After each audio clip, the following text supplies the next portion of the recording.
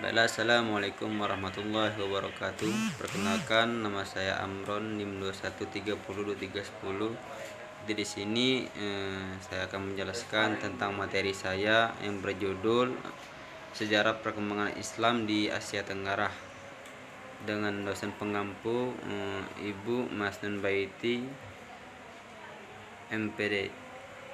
Jadi yang pertama saya akan menjelaskan tentang letak geografis Asia Tenggara. Jadi ada tiga. Yang pertama yaitu Asia Tenggara di tengah perjalanan timur barat. Yang kedua yaitu dihubungkan dengan Selat Malaka dan Laut Cina Selatan. Yang ketiga yaitu ada hubungan dengan Laut Hindi dan Laut Cina Selatan.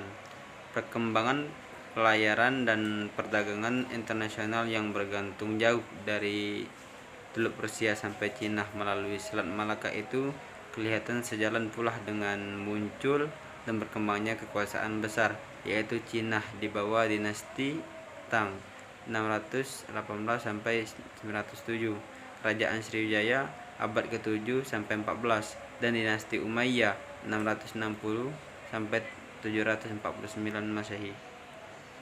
Yang kedua yaitu masuknya Islam di Asia Tenggara. Jadi menurut ada tiga berpendapat. Yang pertama yaitu menurut Hamuka Abdullah bin Nuh, Sir Thomas dan W. Arnold dan Azumardi Azra, Islam beri perkembangan di Timur Tengah. Perdagangan Muslim dari Arab, Tiongkok dan India sudah berdagang di Asia sejak abad ke-7 Masehi dengan menempuh dua jalur.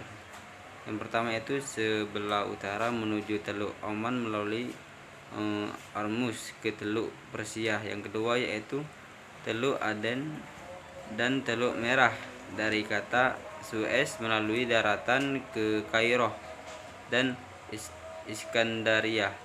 Yang kedua yaitu menurut buku sejarah tentang Tiongkok yang berjudul Ciu Tangsu, dijelaskan oleh Tangsi Muslim Arab pada pertengahan abad ke-7 Masehi sudah terdapat perkampungan Muslim di Kanton dan Kanpu. Kemudian perjalanan hubungan diplomatik antara kerajaan di Nusantara, khususnya Raja Sriwijaya Indramawan dan Khalifah Umar bin Abdul Aziz. Yang ketiga yaitu menurut sejarawan Taufik Abdullah, belum ada bukti pribumi Indonesia disinggahi pedagang Muslim beragama Islam. Baru menjelang abad ke-13 Masehi, banyak masyarakat pribumi Islam Muslim tersebar di Samudra Pasai, Perlak dan Palembang di Sumatera Selatan. Awal penyebaran Islam mengalami masa perkembangan sejak abad ke-7 hingga 16 Masehi. Yang selanjutnya yaitu penyebaran Islam ke Nusantara melalui dua jalur. Yang pertama yaitu jalur utara dengan rute Arab, Mekah dan Madinah, yaitu rutenya Damaskus, Baghdad, Gujarat atau pantai barat India, Sri Lanka, Indonesia. Yang kedua yaitu jalur selatan dengan rute Arab, Mekah dan Madinah, Yaman, Gujarat, pantai barat India, Sri Lanka, Indonesia.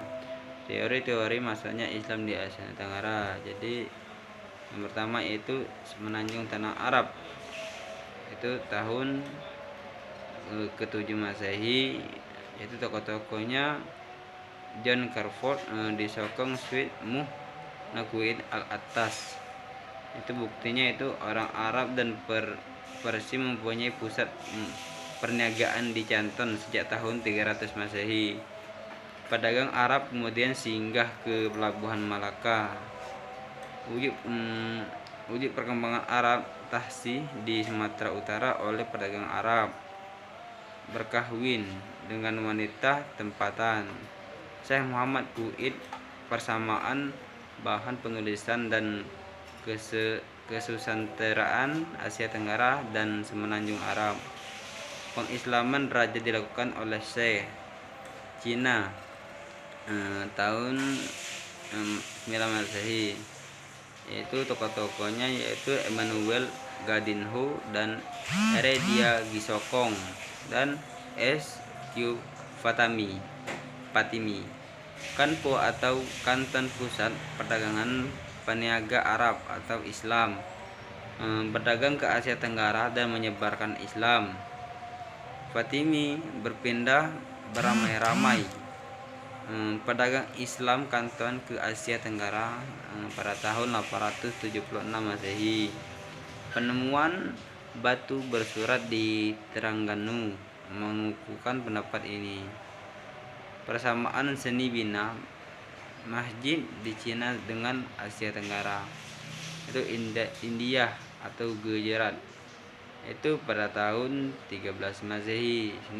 Itu nama tokoh-tokohnya Senok Horgonje. Melalui hubungan perdagangan India Islam menyebar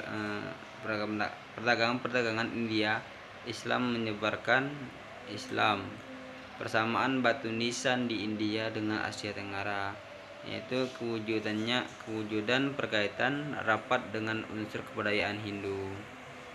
Sebelum datangnya Islam, beberapa cara dalam penyebarannya dan juga pengaruhnya masyarakat Asia Tenggara telah berpegang pada amalan Hindu, Buddha, dan roh nenek moyang. Terwujud dalam politik Asia Tenggara telah berpegang pada amalan Hindu, Buddha, dan roh nenek moyang. Terwujud dalam politik, ekonomi, sosial. Setelah Islam masuk, unsur-unsur baru diperkenalkan. Yang pertama yaitu perdagangan, perkawinan, politik, saluran kesenian, saluran pendidikan, saluran tasawuf. Pengaruh peradaban Islam di Asia Tenggara yaitu pendidikan, pemerintahan, cara hidup, lembaga pendidikan, materi ajar, kesenian. Mungkin itu saja yang dapat saya sampaikan dari materi saya. Apabila materinya belum melengkapi atau belum sempurna, saya minta maaf. Akhirul kalam, wassalamualaikum warahmatullahi wabarakatuh.